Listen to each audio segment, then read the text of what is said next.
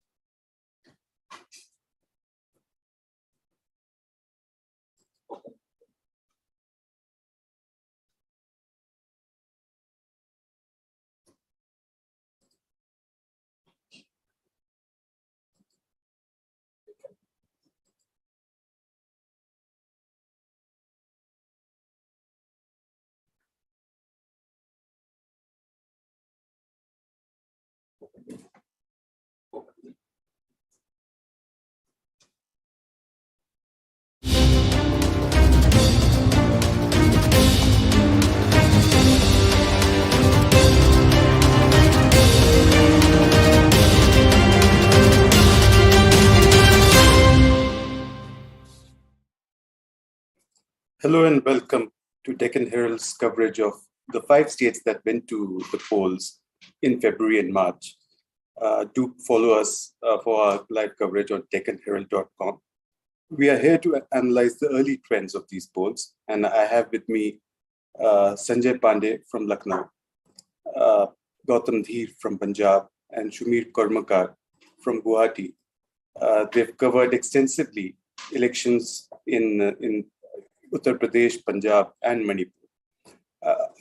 The context in which these elections have taken place is that after 2019 Lok Sabha win of the BJP, which was quite spectacular, the BJP failed to reach the majority mark in subsequent 10 assembly elections. It lost its government in Jharkhand, it lost its government in Maharashtra, it had to align to run a coalition in Haryana, and only in Assam could it reach a seat share that was close to the majority mark.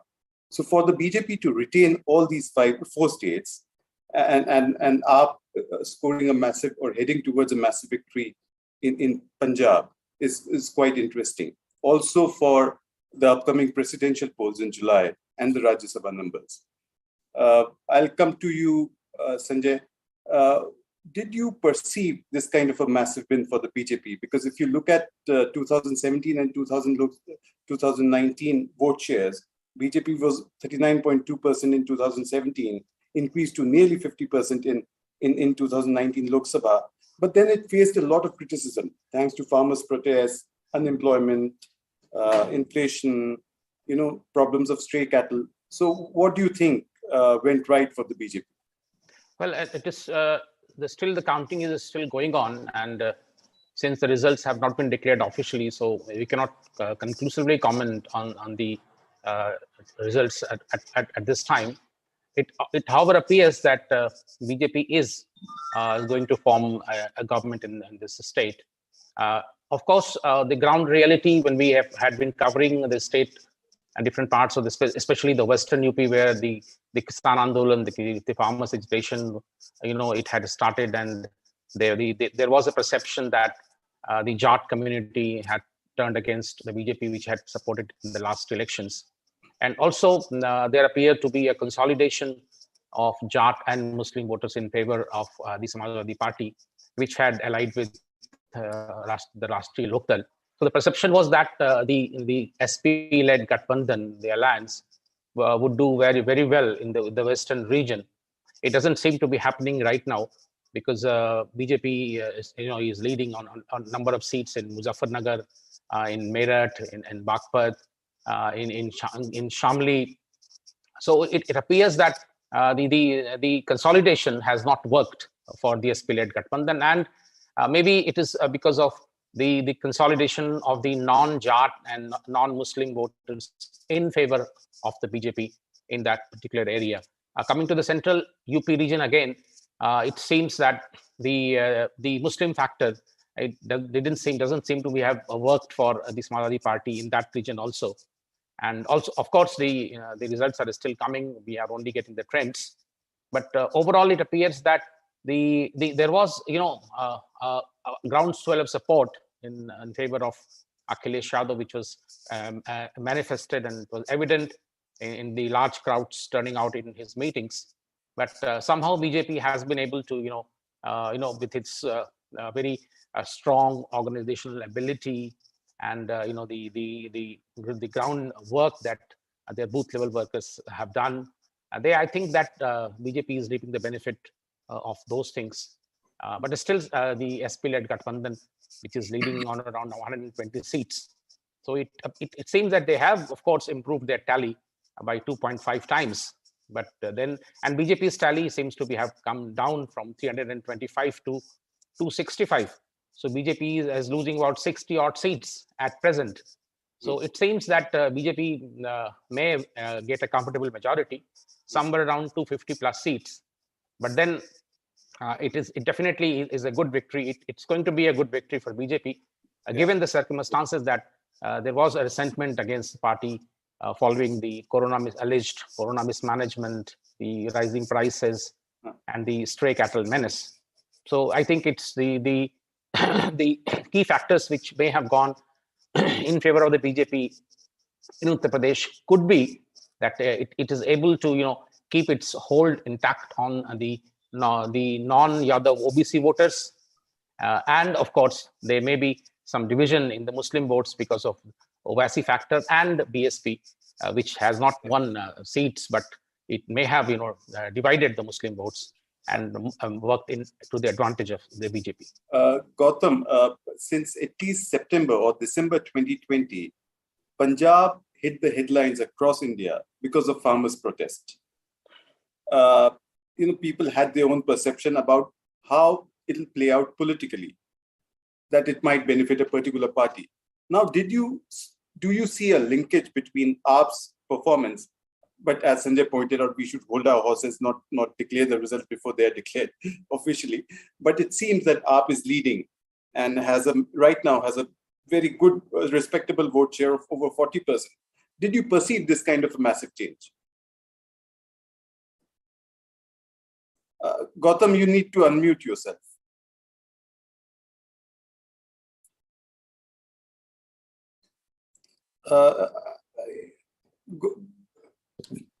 Yes, so Thanks. Yeah. You see, Punjab perhaps was among the few states that was with the Congress, if you consider Chhattisgarh and this place, the other one. This was a state which Congress would kind of wanted to hold so strongly, and it's the only state that is now going down now, and that is because of their own doing. And as we say that you snatch a victory from the jaws of defeat, they snatch defeat from the jaws of victory.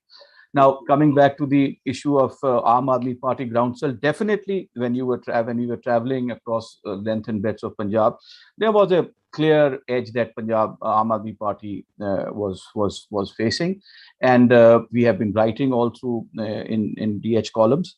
But I would not be lying, but I did not expect that they would touch 90 seats or something. We were hoping that they would be the single largest party. And as Sanjay has said, the results are still coming in, and let us see where they kind of stop. Now, as far as the farmer agitation is concerned, you see, if it had to impact, this is an agrarian state, as you know, and this was a party by the name Sanyukt Samaj Morcha, led by a very senior farm leader, Balbir Singh Rajewal. He is contesting his first election in his at the age of 85 or 86, and he is trailing. He's getting he's at the 5th place from where he's contesting, and he's scoring just about less than 1,000 votes. And this party was a creation straight out of the farmers' agitation, and it could not do anything in this election.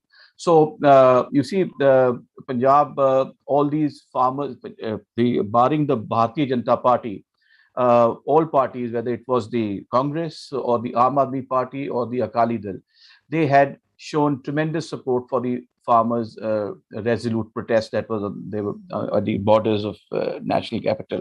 So that did help the party, and essentially the Aam Aadmi Party.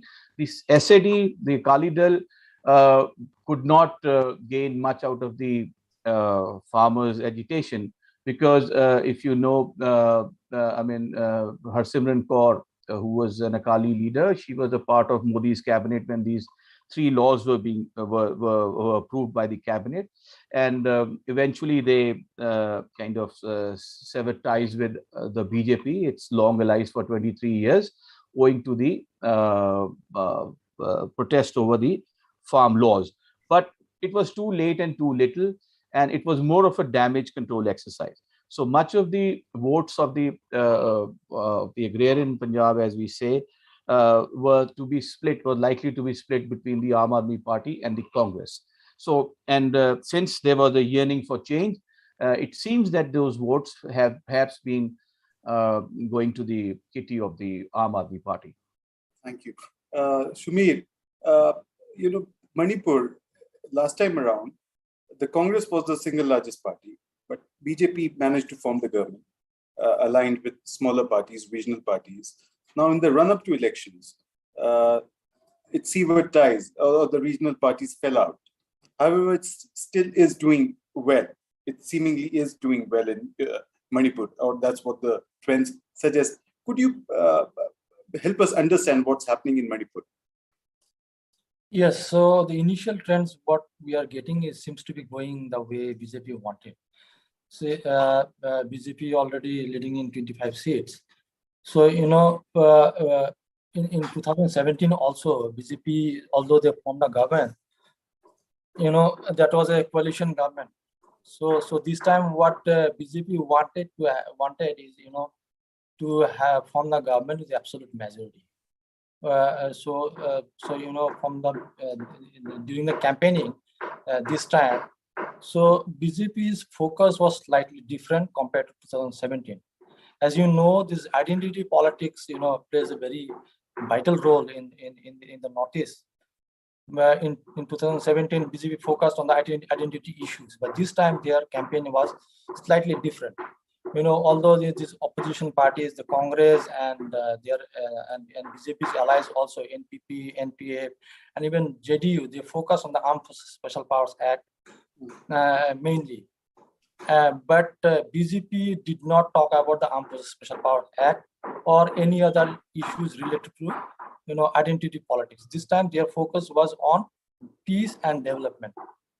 Even from the Prime Minister to the Home Minister and even the state leaders, they constantly focus on the developmental issues. They said that since 2017 they have reduced militancy in the Northeast. As you know, Manipur is a militancy affected state. So militancy is a big issue in the state for a long time. So BJP said that they have reduced the number of militant activities since 2017. That is to some extent true, because if you go by the annual reports of the MHA, that also says the militancy activity has come down in the past 5 years. So that is one. The second part was the BJP focused more on infrastructure development. They said that they have started, railway connectivity for the first time in Manipur. They had done a trial run, of course. So they have started the construction of new highways, and they have started, improving the air connectivity. So all these things seems to be going in favor of the BJP as of now. Thanks, Sanjay. A whole lot of your reports and even podcasts did indicate that while people were upset with the BJP, they would tell you that they would still vote for the BJP. Now, in all of this, how crucial was this Labharthi Chetana, or the beneficiary consciousness, that the BJP seems to or claims to have somehow triggered? Do you think that played a huge part? Yes, I think two factors as far as BJP is concerned, it appears to be going in its favor. One, which is, I think, more important than the Labharthi, was the perception of an improved law and order situation in the state. And especially it is now being viewed as if the women they have voted. Since if we analyze the turnout in UP elections, the turnout has not been quite more, but the turnout of the women voters, it seems to be that they have they came out in large numbers to vote for to cast their votes, and it is now it is being perceived as if women have voted in large numbers for BJP, only because there was a perception that the law and order situation has it's improved in the state. So as was being advertised by BJP in their meetings and all.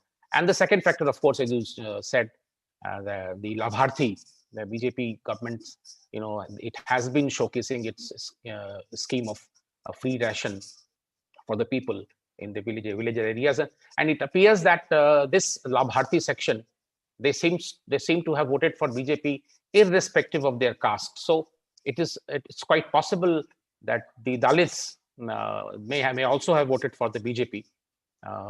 They have been benefited by this Labharthi, this Yojana. So I think these two factors may be working in favor of BJP in Uttar Pradesh. So does it also explain the BSP's decline? Correct, because this, as I said, this Labharthi scheme, a large number of people from the lower strata of the society, from the weaker sections, from the lower caste people, from Dalit and other non-Jatav classes, so they have also been receiving the benefit of this scheme. So it seems that a large number of voters from those communities, they may have voted for BJP. So that I think is evident in the fall, the decline of BSP's vote share, drastic decline in BSP's vote share, and it appears that BSP is not going to get into double digits, which is a serious setback for Mayawati. Thanks, Gautam. On the Dalit question again, much was made out of the Congress's move to kind of sack Amrinder Singh and appoint Charanjit Singh Channi. It was thought that Punjab, with the most Dalit population across the country, over 30%, this move would help Congress come back. It does not seem to have worked out. Why do you think that might have happened? You see, these Dalit numbers that Punjab has the highest percentage of population of Dalit have been there for quite some time now. And, this was a big gamble that the Congress played. You see, the Congress did a lot of mistakes in the last 6 months, and as I have been saying that Rahul Gandhi, in fact, much of the blame for the Congress debacle, the High Command also has to share. In fact, the junior siblings with their utmost involvement in Punjab affairs, it was turned into a laboratory of sorts. You try to fix thing, you don't get anything out of it. You remove Amrinder Singh, then there was this Dalit card which you played. Punjab never saw, but for Gyani Zyal Singh, after decades you saw Dalit chief minister, and you kept on experimenting. Then you started to weigh your options between Navjot Sidhu and Channi, and then you suffered internal wrangling. So all this led to a lot of chaos right till the end, and so much so when you elevated and announced Charanjit Singh Channi as the CM's face, Navjot Singh Sidhu was sulking. He did not move out of his constituency, but for rallies where Priyanka and Rahul Gandhi were there. And so, it all sent a clear message. Charanjit Singh and Punjab, as we say, Dalits have in Punjab never been a homogeneous lot. As in, there are subcastes within the Dalits who have their own allegiance to one or the other political parties. So it was a wrong assumption or analysis by the Congress to say that the Dalits would, just by announcing the chief minister's face, Dalit candidate, it would help the party. It did not. Dalits never vote en bloc in Punjab. they are a fragmented lot, and their votes are split. So the Aam Aadmi Party also had a lot of Dalit faces. Not to say that they won't get the chunk of their pound of flesh. Neither did the Akali Dal, shy away from saying that we will have a deputy CM post to the if we come to power. So to assume that the Dalits would have voted in the first place for the Congress just because Chani was there, it was an utter fallacy. And if presumed that, we have been saying that. But the Congress did not have any other card to play. If they wanted the people to vote on the basis of the last 111 days of the Chani government. And that was all loaded with freebies, populist announcements, and nothing more. And we all knew that it was much being ridiculed.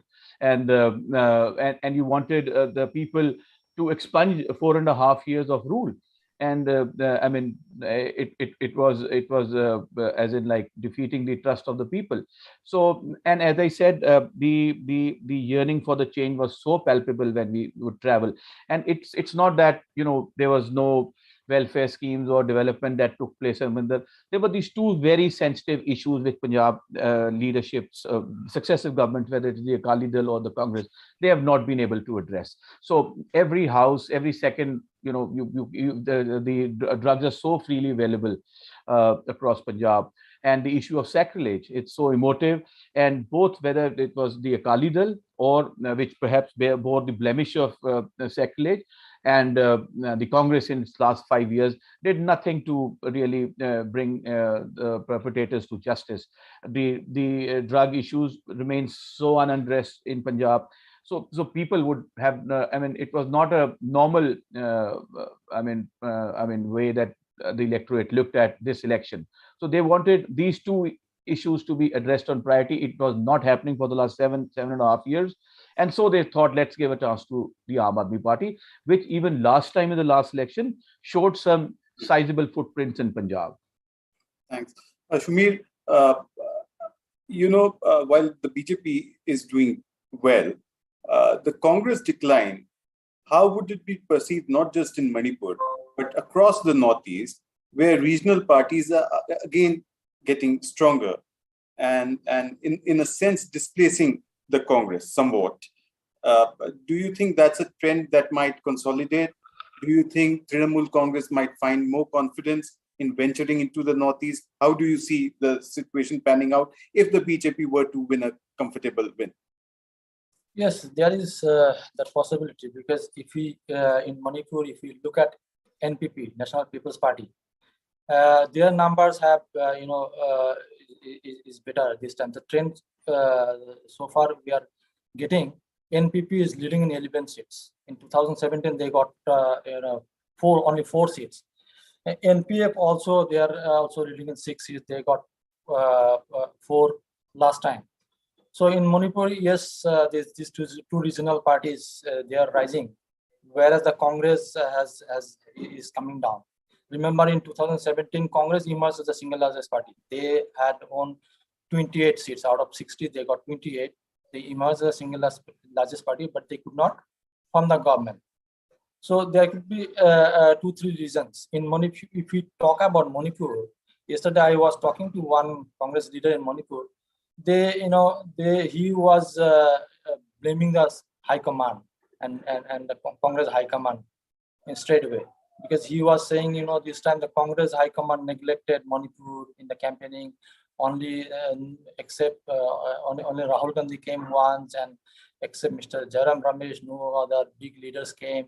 So he was putting the blame on the high command.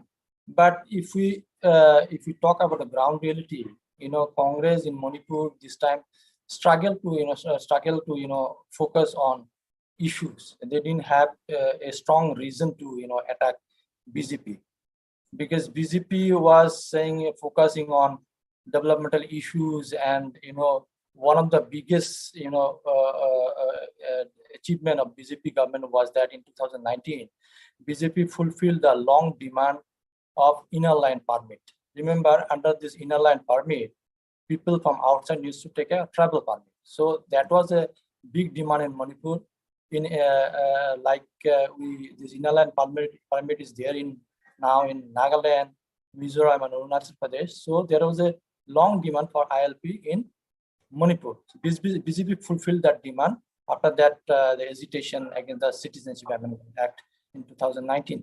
So that helped BJP to consolidate its position, whereas Congress did not have a strong, point to attack BJP. Thank you, Sanjay. Lastly, it's a okay. Let's assume that BJP is heading for a big win in UP, and I would understand if you think this question is premature, but I'll still ask this question. Do you think this victory would be attributed to Prime Minister Modi's charisma, or do you think there'll be supporters of Chief Minister Yogi Adityanath who would say, this is as much his win?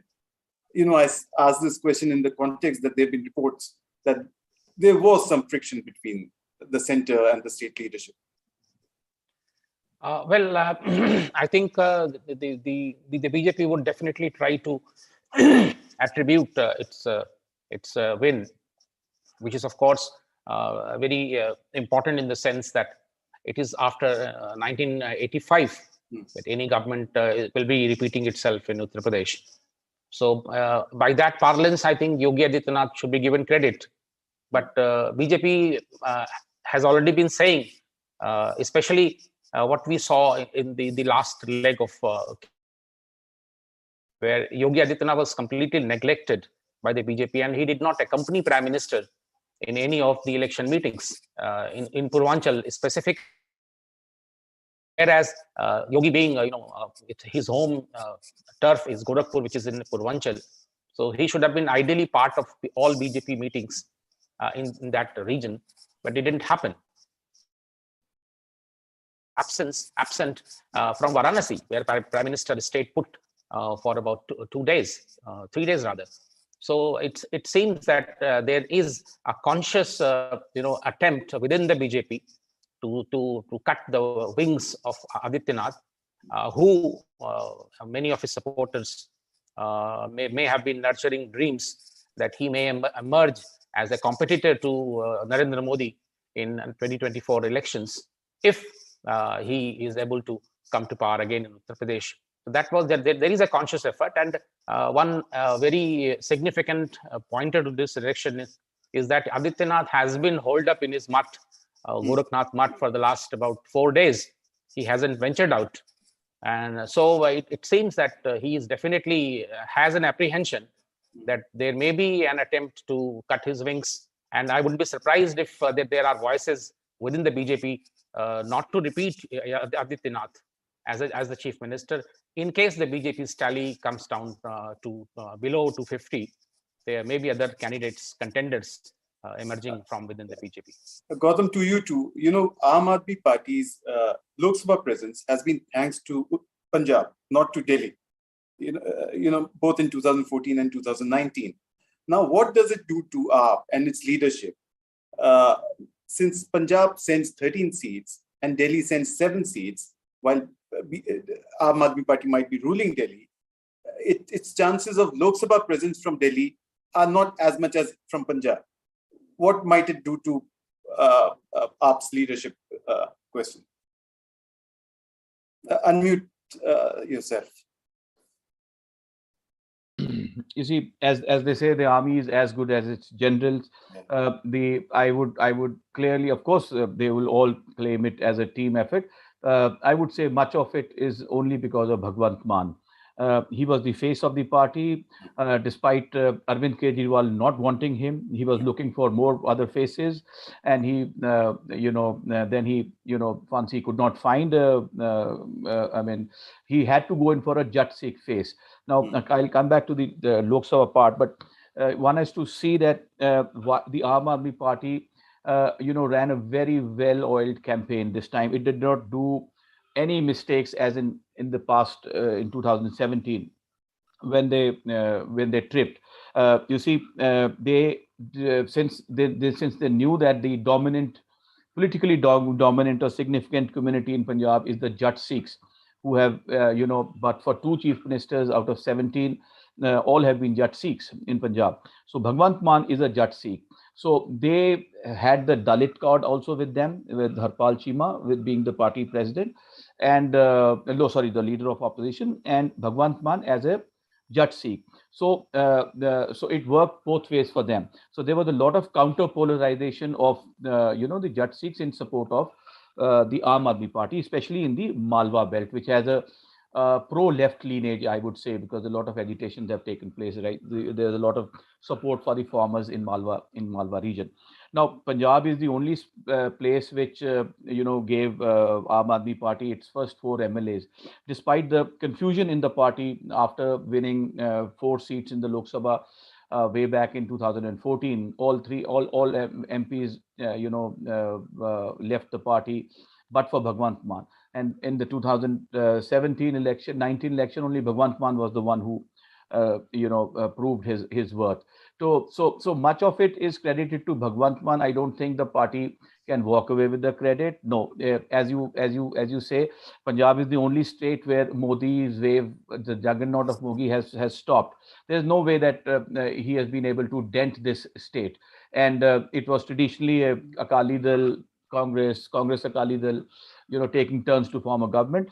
And this time the Aam Aadmi has shown that if Modi could win in other states, it's Mann who has still been able to protect Punjab and got it in. He got the party to win Lok Sabha seats.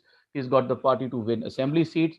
And but there are a lot of challenges that lie ahead for the Aam Aadmi Party. It has to walk the talk. There is no way that the Aam Aadmi Party leadership has any administrative experience in Punjab. Bhagwant Mann too doesn't have. He's not a very well qualified man. He's a first year dropout, and all his life has been. But the good part is that he has good intent, and there is no blemish with his or taint of corruption on this man. And the electorate is hoping that he would get the issue of drugs and sacrilege addressed as soon as possible, and the party would walk the talk. Of course, this is just the beginning of the Aam Aadmi Party, and surely I see that there is with the party in power. When the Lok Sabha elections are scheduled in 2024, it will definitely bring a lot of momentum to the party towards that year. That was quite insightful, Gautam. Thank you. Sumit, lastly and very briefly, Himant Biswa Sarma has been this preeminent BJP leader across Northeast. Do you think with this victory, Biren Singh might rival him, or would he remain restricted to Manipur? Biren Singh, I think, is basically a leader who is restricted to within Manipur only. Remember, in 2017, although Biren Singh became the chief minister, there was a lot of dissidents within the party in BJP, and after that, after 2017, also, there was a lot of problem from the allies, the National People's Party and Naga People's Front. Their only problem was with the Biren Singh. So in 2020, the NPP had even withdrawn support. They threatened to quit the government, and it was Himanta Biswa Sarma who rushed to Manipur with NPP chief Conrad Sangma, who is the chief minister of Meghalaya, and he, Himanta Biswa Sarma had taken these 4 MLAs of the NPP to New Delhi amid this COVID pandemic. And in New Delhi, he was the man, Himanta Biswa Sarma, who convinced these 4 MLAs to stay in the government. So I think Himanta Biswa Sarma will also this time, if BJP doesn't get the magic mark, Himanta Biswa Sarma will again have a role to convince the NPP or the other regional parties to form the government. Thank you, Shumir. Thank you, Sanjay. Thank you, Gautam, for sparing your time in the midst of tracking election results. That would be a wrap. Thanks a lot for watching. Do keep tracking our election coverage on DeccanHerald.com. Thank you.